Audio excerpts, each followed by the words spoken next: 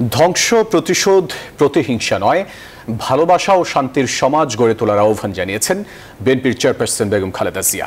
তিনি বলেন, তরুণরা যে স্বপ্ন নিয়ে বুকের রক্ত ঢেলে দিয়েছে, সে স্বপ্ন বাস্তবায়নে মেধা, যোগ্যতা, জ্ঞানভিত্তিক গণতান্ত্রিক বাংলাদেশ গড়ে তুলতে হবে। এদিকে জাতীয় নির্বাচনের মাধ্যমে নির্বাচিত সরকারের হাতে দ্রুত ক্ষমতা হস্তান্তরের দাবি জানিয়েছেন বিএনপির ভারপ্রাপ্ত চেয়ারম্যান তারেক রহমান।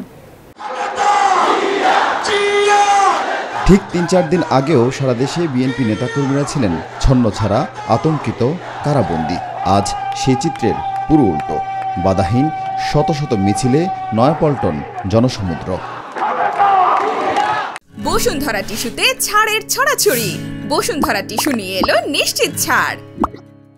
হাসিনা সরকারের পতনের পর প্রথম জমায়েত, জনতার ঢল ছাড়িয়ে যায় কাকরাইল, নাইটাঙ্গেল মোড় প্রান্ত থেকে পল্টন থানা, মতিঝিল পর্যন্ত। ফকিরপুল থেকে কাকরাইল সড়কে তাই শুধু মানুষের স্রোত। লক্ষাধিক মানুষ স্লোগানে সুর তোলেন দেশ গড়ার, বৈষম্যহীন বাংলাদেশের।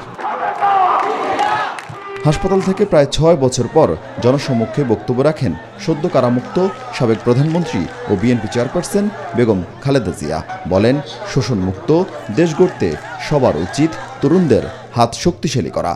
যে স্বপ্ন নিয়ে বুকের রক্ত ঢেলে দিয়েছে, সেই স্বপ্ন বাস্তবায়নে করতে মেধা, যোগ্যতা, জ্ঞান ভিত্তিক গণতান্ত্রিক বাংলাদেশ গড়ে তুলতে হবে।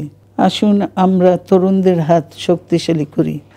ধ্বংস নয়, প্রতিশোধ নয়, প্রতিহিংসা নয়, ভালোবাসা, শান্তি ও জ্ঞান ভিত্তিক সমাজ গড়ে তুলি।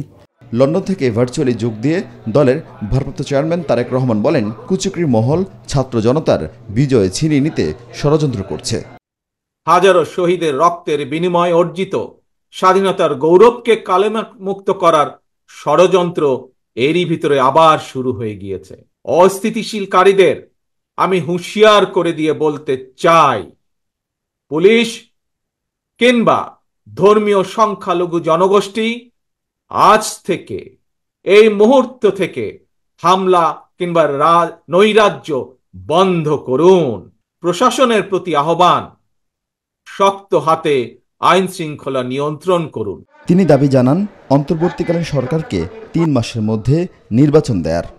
দ্রুততম সময়ের মধ্যে জাতীয় নির্বাচন অনুষ্ঠান করতে হবে।